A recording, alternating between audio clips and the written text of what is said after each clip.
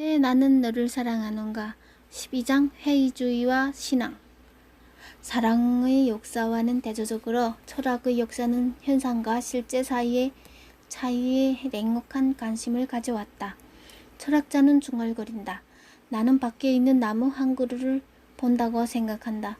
그러나 이것이 나의 망막 뒤에서 이루어지는 시각적 착각일 가능성도 있지 않을까? 철학자는 기대감으로 마음을 저리면서 중얼거린다. 나는 아내를 본다고 생각한다. 그러나 그녀 역시 시각적 착각에 불과할 가능성도 있지 않을까? 철학자들은 인식론적 의심을 탁자, 의자, 개인 브리지, 대학교의 뜰이 존재, 그리고 이따금씩 원치 않은 아내의 존재에 한정시킨다. 그러나 이런 질문을 우리에게 중요한 것, 예를 들면 사랑에까지 확대하게 되면 사랑하는 사람이 객관적 실제와 관련이 없는 내적인 환상에 불과할지도 모른다는 무시무시한 가능성이 나타난다. 생존의 문제가 아닐 때에는 의심도 쉽다. 우리는 여유가 있는 만큼만 회의적일 수 있으며 따라서 근본적으로 우리를 지탱하지 않는 것들에 대해서는 회의를 품는 것이 무척 쉽다. 탁자의 존재를 의심하는 것은 쉬운 일이다. 그러나 사랑의 정당성을 의심하게 되면 그것은 지옥이다. 서양의 철학적 사고의 출발점에서 플라톤은 무지로부터 지식으로 나아가는 진보를 어두운 덩굴로부터 밝은 햇빛으로 나아가는 영광스러운 여정에 비유했다. 플라톤에 의하면 사람들은 실제를 지각할 수 없는 존재로 태어났다. 덩굴 벽에 비치는 사물의 그림자를 사물 자체로 착각하는 덩굴 거주자들과 같다. 사람들은 힘든 노력을 기울인 다음에야 착각을 떨쳐버릴 수 있고 그림자의 세계로부터 밝은 햇빛으로 나아갈 수 있다. 그곳에서는 마침내 사물이 진정한 자기 모습으로 보인다. 모든 우화가 그렇듯이 이 이야기에도 교훈이 담겨 있다. 진리가 늘 착각보다 우월하다는 것이다. 착각으로부터 지식으로 향하는 길을 따르는 것이 유익하다는 소크라테스적인 가정을 단순히 인식론적 관점이 아니라 도덕적 관점에서 문제 삼기까지는 2300년이 걸렸다. 물론 아리스토텔레스에서 칸트에 이르기까지 모든 사람이 진리에 이르는 길을 놓고 플라톤을 비판했다. 그러나 아무도 그 작업의 가치에 대해서 심각하게 의문을 제기하지는 않았다. 그러나 프리드리히 니체는 선악의 피 안에서 마침내 핵심을 움켜쥐고 이렇게 물었다. 우리 가운데 무엇이 진정 진리를 원하는가? 우리는 그 가치를 묻는다.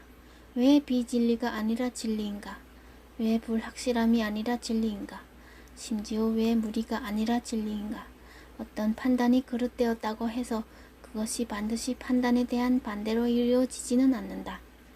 문제는 얼마나 삶을 발전시키냐이다. 우리는 근본적으로 가장 그릇된 판단들이 우리에게 가장 불가결하다고 주장하는 경향이 있다. 그릇된 판단을 포기하는 것은 삶을 포기하는 것이고 삶을 부정하는 것이라고 주장하는 경향이 있다. 물론 종교적인 관점에서 보자면 진리의 가치는 수백 년 전부터 의심을 받았다. 파스칼의 법사 등이 얀센파, 팡세의 저자. 파스칼은 모든 기독교인이 신 없는 무시무시한 우주와 신이 존재하는 행복한 그러나 훨씬 더 먼 우주로 불균등하게 나누어진 세계에서 선택의 직면에 있다고 말했다. 파스칼은 설사 신이 존재하지 않을 가능성이 높다고 하더라도 그 작은 가능성이 주는 기쁨이 더 큰 가능성이 주는 혐오를 압도하기 때문에 신에 대한 우리의 신앙은 충분히 정당화될 수 있다고 주장했다. 어쩌면 사랑도 마찬가지일 것이다. 연인들은 오랫동안 철학자 노릇을 할 수가 없다. 연인들은 의심하고 캐물으며 철학적 충동에 될 때는 믿고 신앙을 가지려는 종교적 충동에 굴복한다. 연인들은 사랑 없이 의심을 하는 것보다는 틀려도 사랑을 하는 모험을 더 좋아한다. 어느 날 저녁 클로이의 침대에 앉아서 장난감 코끼리 구피를 만지작거리고 있을 때 그런 생각들이 내 머릿속을 오갔다. 클로이는 어렸을 때 구피가 자기 삶에서 엄청나게 큰 부분을 차지했다고 말했다. 구피는 그녀의 가족만큼이나 현실적인 존재였으며 그녀에게 공감해주는 면에서는 가족보다 훨씬 더 나았다. 구피에게는 그 나름의 일상, 좋아하는 음식, 잠자고 말하는 버릇이 있다. 그러나 좀 더 냉정하게 본다면 구피는 전적으로 그녀의 청조물이고 그녀의 상상 바깥에는 존재하지 않았던 것이 분명하다. 그러나 클로이에게 구피가 정말로 존재하느냐고 물었다면 클로이와 그 코끼리의 관계는 완전히 박살이 났을 것이다. 이 재미있는 장난감이 실제로 너와 독립적으로 살아있는 거야? 아니면 내가 그냥 지어낸 거야? 순간 연인과 그의 사랑하는 사람에게도 비슷하게 신중한 태도를 보여야 한다는 생각이 퍼뜩 들었다. 연인에게도 내 사랑으로 각각 채워진 이 사람이 실제로 존재한 것이냐 아니면 내가 상상한 것에 불과하냐 라는 질문은 절대로 하지 말아야 한다. 의학사를 보면 자신이 달걀 프라이드 라는 이상한 망상에 빠져서 사랑하는 사람의 사례가 나온다. 그가 언제 어떻게 그런 생각을 하게 되었는지는 아무도 모른다. 그러나 그는 찢어질까봐 아니면 노른자가 흘러나올까봐 어디에도 앉을 수가 없게 되었다. 의사는 그의 공포를 가라앉히기 위해 진정제 등 온갖 약을 주었으나 소용이 없었다. 마침내 어떤 의사가 미망에 사로잡힌 환자의 정신 속으로 들어가서 늘 토스트를 한 조각 가지고 다니라고 제안했다. 그렇게 하면 앉고 싶은 의자 위에 토스트를 올려놓고 앉을 수가 있고 노른자가 셀 걱정을 할 필요도 없지 않느냐는 것이다. 그때부터 이 환자는 늘 토스트 한 조각을 가지고 다녔으며 대체로 정상적인 생활을 할 수 있었다. 이 이야기의 요점이 무엇일까? 이 이야기는 사람이 미망에 빠져서 살 수도 있지만 그것을 보완해 주는 것 비슷한 미망에 빠져있는 클로이와 같은 연인 토스트 한 조각을 찾아내면 모든 일이 잘 될 수도 있음을 보여준다. 미망은 그 자체가 해로운 것이 아니라 혼자서만 그것을 믿을 때 그것을 유지할 수 있는 환경을 만들지 못할 때만 해가 된다. 클로이와 내가 사랑하는 노른자이를 말짱하게 보존할 수만 있다면 진실이 무엇이든 무슨 상관이란 말인가? 13장 친밀성. 나와 함께 있음으로 해서 내 삶을 의미있게 만들어주는 클로이는 카밀레 차에 사각설탕이 녹는 것을 지켜보면서 말했다. 나에게 문제가 있기 때문에 함께 살 수는 없어. 나는 혼자 살지 않으면 녹아버리는 사람이야. 내가 너를 원하지 않는다는 것이 아니야. 너만을 원한다는 것. 나한테 남은 것이 아무것도 없다는 것을 알게 되는 것이 두려운 거야. 그러니까 이것이 전체적으로 엉망이 되어버린 내 모습 가운데 한 부분이라고 생각하고 이해해줘. 안타깝지만 나는 가방을 든 여자로 남아야 할 것 같아. 나는 클로이의 가방을 히드로 공항에서 처음 보았다. 광택이 있는 녹색 어깨띠가 달린 밝은 분홍색 원통형 가방이었다. 그녀는 내 아파트에서 자고 가게 된 첫날 밤 그 가방을 들고 문간에 들어서며 다시 한번 그 거슬리는 색깔을 사과했다. 칫솔과 다음날 입을 새 옷을 넣어 오느라고 가방을 가져왔다는 이야기였다. 나는 그녀가 잠깐 그런 식으로 가방을 들고 다니다 말 것이라고 생각했다. 그러나 그녀는 절대 가방을 포기하지 않았다. 매일 아침 가방을 다시 쌌다. 마치 헤어지기라도 하는 것처럼. 귀걸이 하나라도 두고 가면 도저히 감당할 수 없는 해체의 위험에 빠지기라도 할 것처럼. 그러나 그녀의 독립에 대한 크나큰 열망에도 불구하고 물건을 떠들어뜨리고 가는 일은 생기기 마련이었다. 그것은 칫솔이나 구두가 아니라 그녀 자신의 조각들이었다. 그것은 언어에서부터 시작되었다. 클로이는 나에게 그녀의 독특한 말투를 남겨두었다. 그녀는 절대라는 말 대신 꼭 2번 다시라는 말을 사용했으며 전화를 끊기 전에는 몸조심해 라고 인사를 했다. 반대로 그녀는 나의 완벽해 라는 말과 내가 정말로 그렇게 생각한다면 이라는 언어 습관을 익혔다. 이어서 우리 사이의 습관들이 새어나가기 시작했다. 나도 클로이처럼 침실에서는 완전히 불을 끄게 되었고 그녀는 나처럼 신문을 접게 되었다. 나는 무슨 생각을 할 때에는 소파 주위를 뱅뱅 돌게 되었으며 그녀는 카페 위에 눕는 것에 맛을 들였다.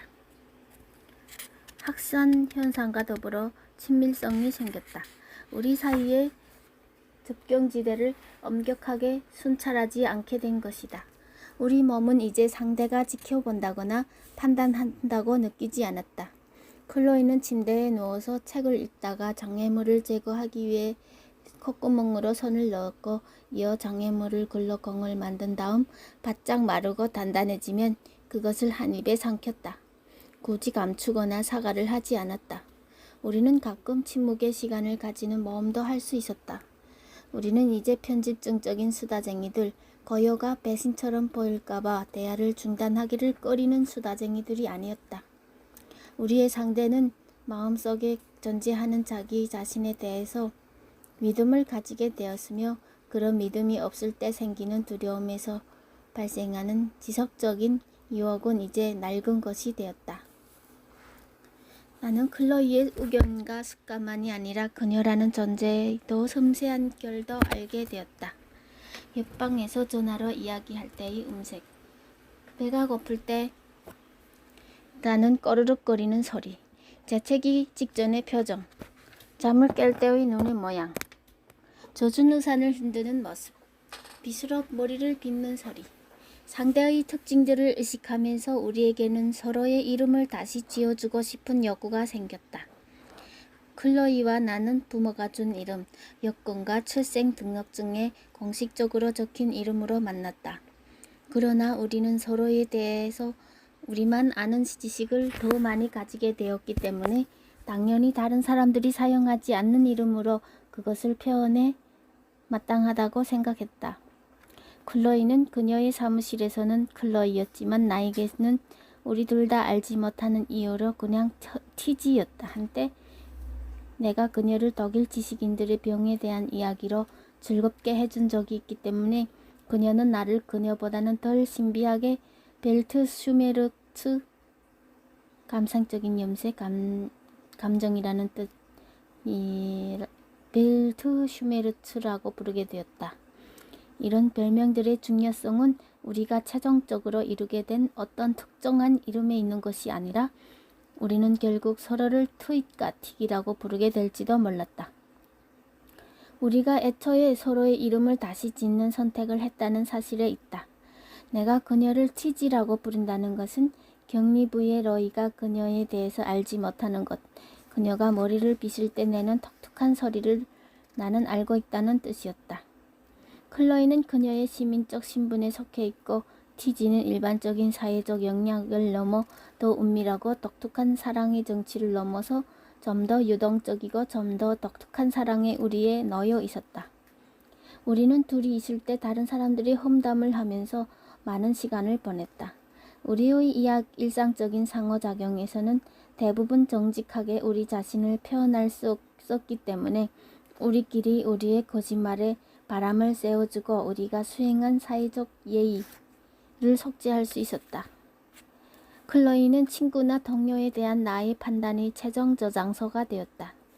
내가 그들에게 느꼈지만 부정하려고 했던 것들을 나에게 공감하고 심지어 부추기기까지 하는 청중에게 자유롭게 이야기할 수 있었다. 우리는 종종 뒷공론에 탐닉했다. 함께 좋아하는 것을 발견하는 기쁨이 얼마나 큰지도 몰라도 함께 싫어하는 것을 욕하는 친밀함에 비길 것은 아무것도 없었다. 가끔 우리는 우리가 지금까지 만난 모든 사람들에게 심각한 결함이 있으며 우리가 사실 지구에 남은 단 2명의 품이 있는 인간들이라는 결론을 내릴 지경에 이르렀다. 수줍음 때문에 대놓고 그렇게 인정하지는 못했지만 사랑은 외부자들을 지속적으로 비판하면서 커나간다. 우리가 모든 사람들에게 어처구니 없을 정도로 충성을 지키지 않는다는 그것이야말로 우리가 서로에게 충성한다는 가장 훌륭한 증거였다. 우리는 둘만에 있는 자리로 물러나 사회가 요구하는 위선을 비웃었다. 공식적 만찬에서 돌아와 몇 분 전에 정중하게 작별 인사를 하고 헤어졌던 사람들의 악센트와 말을 조롱했다. 우리는 침대에 누워서 조금 전에 나누었던 대화를 되풀이해 보기도 했다. 나는 클로이가 만났던 턱수염을 기른 기자 역할을 한다. 클로이는 자신이 원래 했던 말을 되풀이한다. 그러나 시트 밑에서 손으로는 내 성기를 만지작거린다. 순간 나는 클로이의 손이 어디에 와 있는지 발견하고 충격을 받은 척하며 동정의 교구 목사처럼 묻는다. 마담께서 내 명예로운 회원에게 무슨 일을 하고 있는지 여쭤도 되겠습니까? 그러면 그녀는 시대극에 나오는 기적 부인처럼 대답한다. 목사님, 어떻게 하다 이렇게 불명예스러운 회원이 내 눈에 띄게 되었는지 정말 모르겠군요. 하지만 클로이는 내 침대에서 뛰어나가 이렇게 소리를 지르기도 한다. 목사님, 당장 내 침대에서 나가주십시오. 아니면 남자 하인 버나드를 부르겠습니다.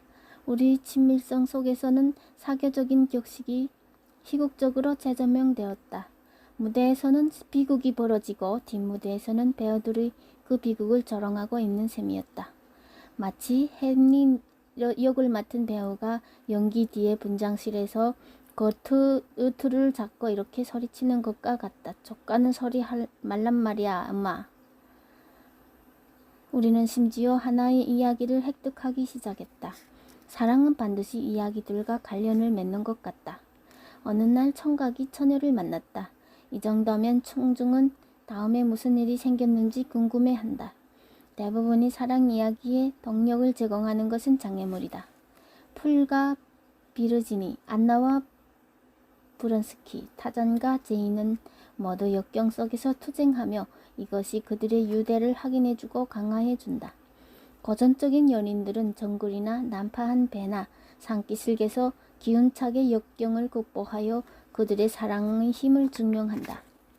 그러나 이제는 모험이나 투쟁을 할 것이 별로 없다. 클로이와 나는 대체로 서사시적 갈등을, 경험을, 능력을 발탁당한 세계에 살았다. 나는 낭만적인 투쟁을 할 수 있는 능력을 상실해 버렸다. 부모들은 신경 쓰지 않는다. 정글은 길들어졌다. 사회는 일반적 간용 뒤에 못마땅한 태도를 감춘다. 식당은 늦게까지 문을 연다. 어디에서나 신용카드를 받는다. 섹스는 범죄가 아니라 의무이다. 그래도 클로이와 나에게는 우리의 결합을 확인해줄 수수한 이야기, 우리를 결합하는 일꾼의 공동 경험이 있다. 경험이란 무엇인가? 예의 바른 일상을 부수고 짧은 시간 동안 교양된 감수성으로 새로움, 위험, 아름다움이 우리에게 주는 것들을 목격하는 것이다. 공유된 경험이라는 기초 위에서 친밀성은 자라날 기회를 얻는다. 그저 이따금씩 식사를 함께 하면서 생긴 우정은 결코 여행이나 대학에서 형성된 우정의 깊이를 따라갈 수 없다. 정글에서 사자에 놀란 사람들은 사자에게 잡아먹히지만 않는다면 그거들이 본 것에 의해 단단히 결속될 것이다. 클로이와 나는 맹수를 보고 놀란 적은 없다. 그러나 우리는 도시에서 벌어지는 사소한 일들을 수도 없이 겪었다. 우리는 어느 더운 여름날 밤 파티에서 돌아오는 길에 시체를 목격했다. 시신은 찰우드 스트리트와 벨그레이드 로드가 만나는 모퉁이에 누워 있었다. 아름다운 젊은 여자였는데 처음에는 술에 취해 보도에 쓰러진 것처럼 보였다. 그러나 막 지나치려는 순간 클로이는 여자의 복부에 칼 손잡이가 튀어나와 있는 것을 보았다. 함께 시체를 보기 전까지 상대방에 대해서 얼마나 안다고 말할 수 있을까? 우리는 무릎을 꿇고 시체를 보았다. 클로이는 불시착할 때 흥분하거나 히스테리에 사로잡힌 승무원을 부르는 조종사의 목소리로 나에게 보지 말라고 경찰에 연락해야 한다고 말하더니 여자의 맥박을 확인하고 나서 모든 것을 원래 있던 대로 두었다. 나는 그녀의 전문가적인 태도에 놀랐다. 그러나 경찰의 신문 도중에 그녀는 걷잡을 수 없이 흐느끼기 시작했으며 그 후 몇 줄 동안 칼 손잡이의 기억을 떨쳐버릴 수가 없었다.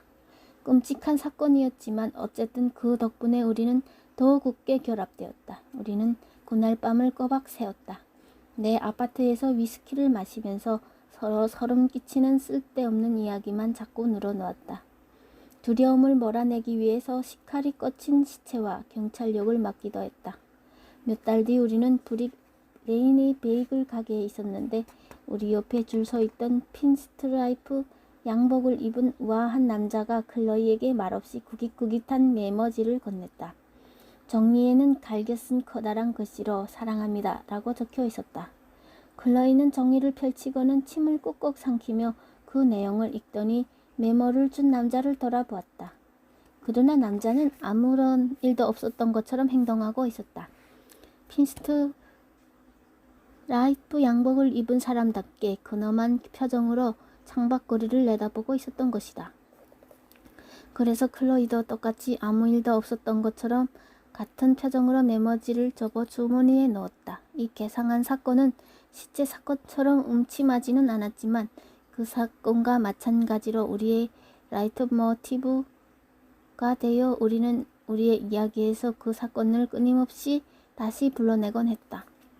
우리는 식당가에서 가끔 그때 그 베이글 가게의 남자와 똑같이 수수께끼 같은 분위기를 풍기며 말없이 메모를 건네곤 했다. 그러나 그 안에는 소금 좀 건네줘 같은 말만 적혀 있을 뿐이었다.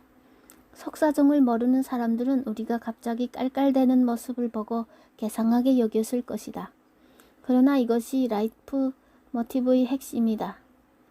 다른 사람들은 그 기초가 되는 장면을 보지 못했기 때문에 당사자들이 계속 참조하는 사건을 이해할 수가 없다는 것이다. 그러나 자기 참조적이고 자기중심적인 행동이 옆줄에 선 사람들을 미치게 만드는 것도 놀라운 일은 아니다. 그 외에도 수많은 공동의 경험이 있었다. 우리는 사람들을 만났고 여러 가지를 보고 하고 들었다. 이것은 우리가 공동의 유산을 창조하는 데 도움을 주었다. 어느 날 저녁 식사 자리에서 만난 정신분석가는 클로이에게 자신의 현재 환자 2사람과 잠자리를 함께 한다고 말했다. 내 친구 윌 러트는 처음에는 클로이에게 거의 관심을 가지지 않더니 건축에 관해 잘 알려지지 않는 책을 보내면서 기묘한 쪽지를 끼워 넣곤 했다. 강철, 미래의 자료라는 책에는 우리가 얼마나 오래 버틸 수 있을지 아는 사람이 있을까라는 메모가 첨부되었다. 클로이의 코끼리에서 잠자리 친구를 만들어주려고 바스에서 장난감 기린을 샀는데 클로이 직장의 목이 긴 동료의 이름을 따서 제프리라고 부르게 되었다. 기차에서 만난 여자 회계사는 늘 행두백에 총을 넣고 다닌다고 고백했다. 그러한 일화를 자체가 흥미있는 것은 아니다. 대부분 클로이와 나만이 그 의미를 이해할 수 있었다. 그 일화들과 관련된 부수적인 현상들 때문이었다. 그러나 이러한 라이트 모티브들은 중요했다. 우리가 서로에게 남이 아니라는 느낌을 주었고 일들을 함께 겪어가며 산다는 느낌을 주었으며 함께 끌어낸 의미를 기억하고 있다는 느낌을 주었기 때문이다. 이러한 라이트 모티브들이 아무리 사소한 것이라고 해도 그것은 접착제 역할을 했다. 그 라이트 모티프들이 만들어낸 친밀성의 언어는 클로이와 내가 둘이서 정글을 뚫고 나가거나 영을 죽이거나 심지어 아파트를 함께 쓰지 않고서도 하나의 세계 비슷한 것을 창조했다는 사실을 기억나게 해줬던 것 같다. 14장 나의 확인. 7월 중순의 어느 일요일 저녁 우리는 포터벨로 로드의 한 카페에 앉아 있었다. 아름다운 날이어서 종일 하이트 파크에서 일광욕을 하며 책을 읽었다. 그러나 5시 무렵부터 나는 우울증에 빠져들었다. 집으로 가서 이불 밑에 숨고 싶었다. 오래전부터 일요일 저녁이면 우울했다. 죽음, 끝내지 못한 일, 죄, 상실이 떠올랐다. 우리는 말없이 앉아 있었다. 클로이는 신문을 읽었고 나는 창밖의 차량과 사람들을 물끄매미 바라보고 있었다. 갑자기 클로이가 내 쪽으로 몸을 기울더니 입을 맞추며 속삭였다. 너 또 길 잃은 고와 같은 표정을 짓고 있네. 전에는 아무도 내 표정을 그렇게 부른 적이 없었지만 클로이가 말하는 순간 갑자기 그 말이 그때까지 내가 느끼던 혼란스러운 슬픔에 딱 들어맞는 표현이 되면서 내 우울도 조금은 덜어지는 듯 했다. 나는 그 말 때문에 내가 스스로 정리할 수 없었던 느낌을 그녀가 알고 있다는 것 때문에 그녀가 기꺼이 내 세계로 들어와 나 대신 그것을 객관화해 줬기 때문에 그녀에게 강렬한 그리고 어쩌면 균형이 잡히지 않은 사랑을 느꼈다. 거아에게 거하라고 일깨워 줌으로써 집으로 돌려보내주려는 것에 대한 고마움이었다. 어쩌면 우리가 존재한다는 것을 보아주는 사람이 나타날 때까지 우리는 사실상 존재하지 않는다는 말이 맞는지도 모른다. 우리가 하는 말을 이해하는 사람이 나타날 때까지 우리는 제대로 말을 할 수 없다는 것도 본질적으로 우리는 사랑을 받기 전에는 온전하게 살아있는 것이 아니다. 인간이 사회적 동물이라는 말은 무슨 뜻일까? 오직 인간만이 연체동물이나 지렁이와는 달리 자신을 규정하고 자의식을 얻기 위해서 다른 사람을 필요로 한다는 뜻이다. 주위에 있는 다른 사람들이 우리가 어디에서 끝나고 다른 사람들이 어디에서 시작되는지 우리에게 보여주지 않는다면 우리는 우리 자신에 대한 제대로 된 느낌에 이를 수 없다. 혼자서는 절대로 성격이 형성되지 않는다. 스탕달의 말이다. 성격의 기여는 우리의 말과 행동에 대한 다른 사람들의 반응에 있다는 의미이다. 우리의 자아는 유동체이기 때문에 이웃들이 윤곽을 제공할 필요가 있다. 자신이 온전하다는 느낌을 얻으려면 근처에 나 자신만큼 잘 아는 사람, 때로는 나보다 더 잘 아는 사람이 필요하다. 사랑이 없으면 우리는 제대로 된 정체성을 소유할 능력을 상실한다. 사랑 안에서 자아가 지속적으로 확인되기 때문이다. 많은 종교에서 우리를 볼 수 있는 신이라는 개념이 중심을 차지하는 것도 놀랄 일이 아니다. 누가 나를 본다는 것은 내가 존재한다고 인정받는 것이다. 나를 보는 사람이 나를 사랑하는 신이나 짝이라면 더욱 좋다.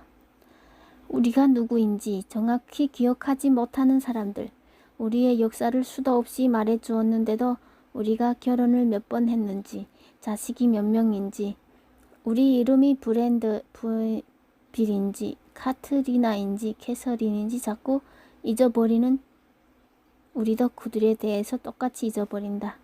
사람들에 둘러싸여 살다가 마음속에 우리의 정체성을 확고하게 새겨두고 있는 사람의 품에서 시야에서 사라질 위험으로부터 벗어날 수 있는 피난처를 발견한다는 것은 위로가 되는 일이 아닐까?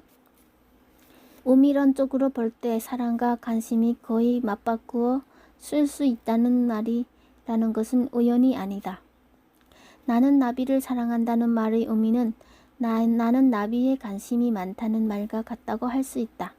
어떤 사람을 사랑한다는 것은 그 사람에게 깊은 관심을 가진다는 것이며 그 관심으로 사람이 무엇을 하고 있는지 스스로 더 풍부하게 느끼게 해준다는 것이다.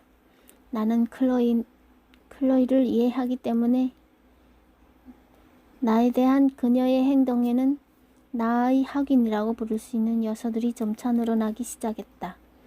그녀가 내 기분의 많은 부분을 직관적으로 이해하는 것, 그녀가 내 취향을 아는 것, 그녀가 나 자신에 대해서 나에게 이야기해 주는 것, 그녀가 나의 일상과 습관을 기억하는 것, 그녀가 나의 공포증을 인정하는 것에는 다양한 나의 확인이 수도 없이 포함되어 있었다. 클로이는 나에게 우울증이 있다는 것, 나에게 수줍음이 많으며 전화로 이야기할 거린다는 것, 하룻밤에 8시간은 자야 한다는 강박감이 있다는 것, 식사가 끝난 뒤에 식당에서 뭉구석거리기를 싫어한다는 것, 예의를 공격적 방어의 수단으로 이용한다는 것, 예나 아니요로 대답하기보다는 아마라고 대답하는 쪽을 더 좋아한다는 것을 알았다. 그녀는 내가 했던 말을 그대로 인용하고 지난번에 너는 그런 종류의 아이러니는 좋아하지 않는다고 말했잖아. 나의 성격의 요소들, 좋은 쪽이든 나쁜 쪽이든 이런 것을 끈기 있게 마음속에 담아두었다. 너는 이런 것을 할 때는 꼭 당황하더라. 너처럼 기름 넣는 것을 자주 있는 사람은 처음 보았어. 나는 클로이가 제공하는 내 인격에 대한 통찰들 덕분에 성숙할 기회를 얻었다. 다른 사람들은 구태여 관심을 가지려고 하지 않는 성격의 측면들을 지적하는 데에는 연인의 친밀성이 필요하다. 클로이는 내가 방어적이라거나 비판적이라거나 아니면 더 실감나게 신경이 곤두선 너절한 놈이라거나 굳어버린 고기 국물처럼 역겹다거나 이렇게 솔직하게 말하는 때도 있었다.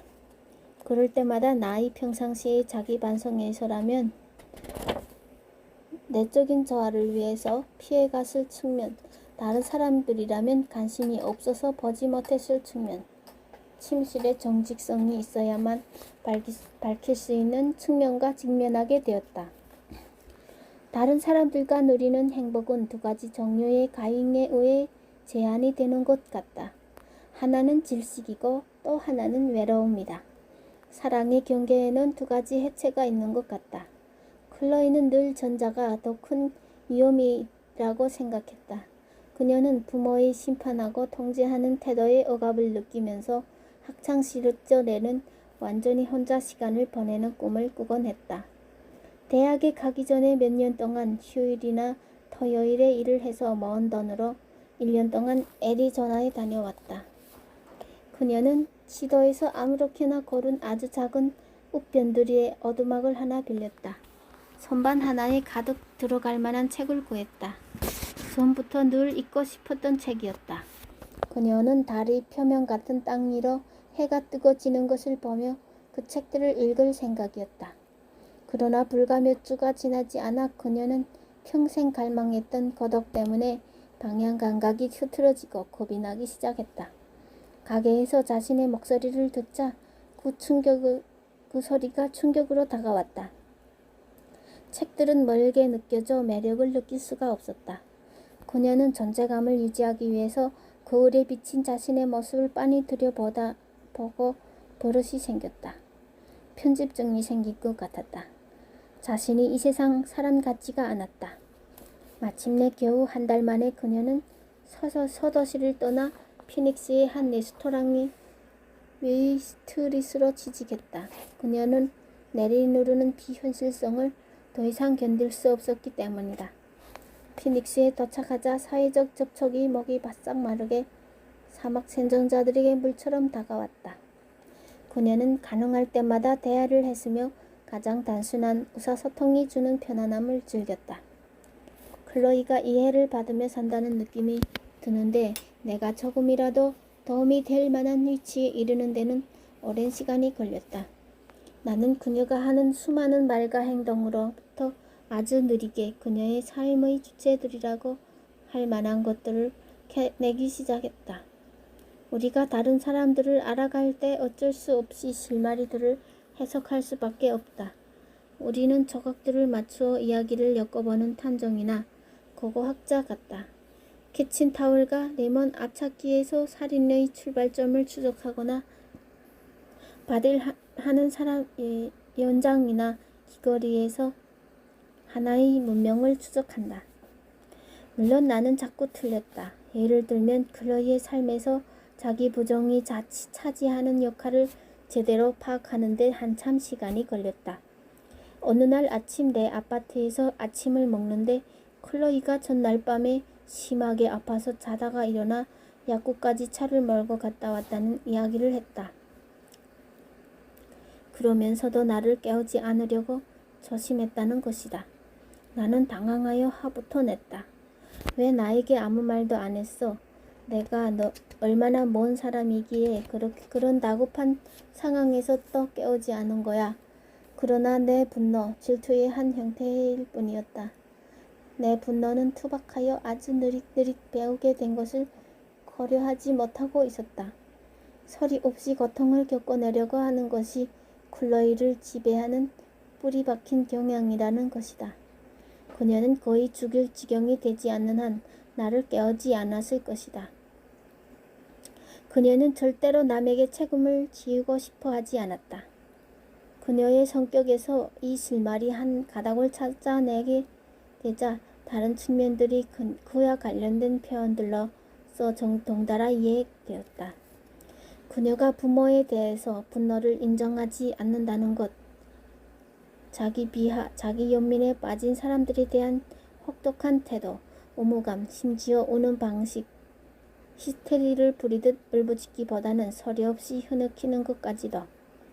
나는 마치 무릎 위에 엉킨 케이블 가닥들을 얼려놓은 채 맨홀 가장자리에 앉아있는 전화 수리공처럼 서서히 클로이의 인격의 주요한 몇 가지 실마리들을 확인하게 되었다. 여러 사람과 함께 식당에 갈 때마다 그녀가 인색하게 구는 사람을 싫어한다는 것도 알았다. 나는 그녀에게 덫이 걸리고 싶어하지 않는 욕망이 있다는 것, 그녀의 성격에 사막으로 탈출하고 싶어하는 측면이 있다는 것을 느끼게 되었다. 나는 그녀의 변함없는 시각적 창조성에 감탄했다. 그것은 그녀의 일에서만이 아니라 식탁을 차리거나 꽃병을 배치하는 데서도 나타났다. 나는 그녀가 다른 여자들하고 있을 때는 불편해하고 남자들과 함께 있는 것을 훨씬 편하게 느낀다는 것을 알아차리게 되었다. 나는 그녀가 스스로 친구라고 생각하는 사람들에게 굳건하게 우리를 지킨다는 것, 본능적인 시적 또는 공동체 의식이 있다는 것을 알게 되었다. 이런 특징들을 통해서 클로이는 천천히 내 마음속에서 복잡한 통일성을 지니게 되었다. 일관성을 지닌 어느 정도 예측한 가능한 사람으로 자리 잡게 되었다. 영화나 사람에 대한 취향 정도는 굳이 물어보지 않고도 짐작할 수 있는 사람이 된 것이다. 다른 사람들이 우리의 존재에 정통성을 부여해 주기를 요구할 때마다 일어나는 문제는 정확한 정체성을 가지는 일이 다른 사람들에 의해서 좌우될 위험이 생긴다는 것이다. 만일 스탕달의 말대로 다른 사람들이 없이는 성격도 있을 수 없다고 한다면 우리가 침대를 함께 쓰는 사람은 능숙한 중개자여야 한다. 아니면 우리는 왜곡되거나 잘못 표현되고 말 테니까. 그러나 다른 사람들이란 그 정의상 좋은 쪽으로든 나쁜 쪽으로든 우리를 늘 왜곡하는 것이 아닐까. 사람들을 만날 때마다 우리는 자신에 대한 느낌은 달라진다. 우리는 조금씩 남들이 우리라고 생각하는 존재가 되기 때문이다. 자아는 아메바에 비유할 수 있다. 아메바의 외벽은 탄력이 있어서 환경에 적용한다. 그렇다고 아메바에게 크기가 없다는 말은 아니다. 단지 자기 규정적인 형태가 없을 뿐이다. 부조리한 사람은 나에게서 나의 부조리한 측면을 끌어낼 것이다. 그러나 진지한 사람은 나의 진지한 측면을 끌어낼 수 있을 것이다. 누가 나를 수줍어한다고 생각하면 나는 아마 결국 수줍어하게 될 것이다. 누가 나를 재미있다고 생각한다면 나는 계속 농담을 할 가능성이 높다. 클로이는 내 부모님과 함께 점심을 먹을 때 식사 시간에 내내 입을 다물고 있었다. 집으로 돌아왔을 때 나는 그녀에게 무슨 일이 문제가 있느냐고 물었다. 그녀 자신도 이해할 수가 없다고 했다. 그녀는 활기차고 재미있어 보이려고 애를 썼는데 식탁 건너에서 자신을 마주하고 있는 낯선 두 사람이 의심과 부딪히자 평소의 자아로 뻗어나갈 수가 없다는 것이다. 내 부모님이 드러나게 심술을 부린 것은 아니지만 그들의 뻣뻣한 태도 때문에 클로이는 한두 마디로 대답을 하는 수준 이상으로 나가지 못했다. 이것을 보자 다른 사람들에게 낙인을 찍히는 것은 보통 소리 없는 가정임을 알 수 있었다. 대부분의 사람들은 공개적으로 우리에게 어떤 역할을 강요하지 않는다. 자신의 반응을 통해서 그것을 채택하라고 암시할 뿐이다. 은밀하게 우리에게 정해진 틀에서 벗어나지 못하도록 막는 것이다. 몇 년 전 클로이는 런던 대학교의 학자와 한동안 사귀었다. 분석 철학가였던 학자는 책을 5권이나 썼고 많은 학술지에 기고를 했는데 그녀에게 하나의 유산을 남겨주었다. 그녀의 정신적 능력이 완전히 낙제점이라는 느낌이었다. 그가 도대체 어떻게 했기에 이번에도 클로이는 제대로 말을 하지 못했다. 그 철학자는 노골적으로 비판적인 이야기를 하지 않고도 아메바의 형태를 자신의 기존 관념에 맞추는 데 성공했다. 즉 클로이는 아름답고 젊은 학생이지만 정신의 문제는 자신에게 맡겨둬야 한다는 것이다. 그래서 마치 저절로 예언이 이루어지듯이 클로이는 무의식적으로 그녀의 인격이란 책을 5권이나 썼고 많은 학술지에 기거를 하는 지혜로운 철학자가 온밀한 기말 리포트처럼 제출한 인격에 대한 편결에 따라 행동하기 시작했다. 결국 그녀는 철학자가 믿는 딱 그만큼 멍청한 사람이 된 느낌을 받았다. 어린 아이는 자신이 규정에 영향을 행사하는 능력을 얻게 전에는 늘 제3자의 시각에서 묘사된다. 클로이는 귀여운, 추한, 똑똑한, 멍청한 아이가 아닐까? 유년을 넘어서는 것은 다른 사람들의 이야기, 내레이터 노릇을 해온 부모의 그릇된 이야기를 교정하려는 시도를 하려는 것이라고 이해할 수 있다. 그러나 이야기에 대항하는 투쟁은 유년을 넘어서도 계속된다. 대부분의 사람들은 태만 또는 편견 때문에 우리를 잘못 안다. 심지어 사랑을 받는 것에도 엄청난 편견이 개입되어 있다. 기분 좋은 왜곡이지만 어쨌든 왜곡은 왜곡이다. 나르시스와 마찬가지로 우리는 다른 사람이 촉촉한 눈에 비친 자신의 모습을 바라보며 실망을 할 수밖에 없는 운명이다. 어떤 눈도 우리 나를 완전히 담을 수는 없다. 우리 가운데 어느 부분은 절단당하기 마련이다. 그것이 치명상이든 아니든 내가 클로이에게 인격은 아메바 같은 데가 있다고 하자 그녀는 웃으면서 자기는 학교 다닐 때 아메바를 그리기 좋아했다고 대꾸했다. 거기 신문지 좀 줘봐. 내가 내 아메바 자아의 모습이 사무실에 있을 때하고 너하고 있을 때하고 어떻게 다른지 그려볼게.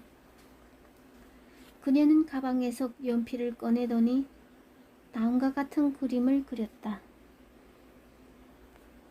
이 꿈틀거리는 건 다 뭐야? 내가 물었다. 아, 그건 내가 너하고 있을 때는 꿈틀거리는 느낌이기 때문이야. 뭐? 그러니까 너는 나에게 여지를 주잖아. 그래서 나는 사무실에 있을 때보다 더 복잡해지는 느낌이야. 너는 나한테 관심이 있고 나를 더 잘 이해하니까 나는 꿈틀거릴 수가 있는 거지. 따라서 그건 어쩌면 당연한 거야. 알겠어. 그럼 이 직선은 뭐지? 아메바의 북서쪽 상단에. 쉬운 말로 해. 내가 지리에는 빵점이었다는 걸 알잖아. 아, 그래. 어딘지 알 것 같아. 글쎄. 너도 나의 모든 것을 이해하는 것은 아니잖아. 안 그래? 그래서 좀 더 현실적으로 그리는 게 좋겠다고 생각했지. 직선 부분은 내가 이해 못하는 측면 또는 내가 좋아하지 않는 측면이야. 어머나 우울한 얼굴 하지 마. 그 손마저 구불구불해지면 어떤 일이 생길지 알고 싶지 않을걸? 어쨌든 걱정 마. 그게 그렇게 심각한 거라면 내가 여기서 이렇게 너와 함께 행복한 아메바로서 질퍽거리지는 않을 거 아니겠어? 클로이는 아메바적인 직선은 무슨 의미일까? 그저 내가 그녀를 다 이해할 수는 없다는 뜻일까? 그것은 어쩌면 당연한 일일 수도 있지만 냉엄하게 감정이입의 한계를 보여주는 면이기도 하다. 무엇 때문에 내 노력이 좌절을 겪었을까? 내가 그녀를 인간 본성에 대한 나의 기존의 개념들을 통해서만 헤아릴 수밖에 없었다는 한계 때문인지도 모른다. 그녀에 대한 나의 지식은 나 자신의 과거를 통해서 요가되었을 것이 틀림없다. 로키 산맥에 가서 꼭 스위스 같군 하는 식으로 적응하는 유럽인처럼 나는 클로이가 우울한 상태에 빠졌을 때 이것은 클로이가 느끼기 때문이야. 내 누이 동생이 무엇을 했을 때처럼 하는 식으로 그 원인을 파악할 수 있을 뿐일지도 모른다.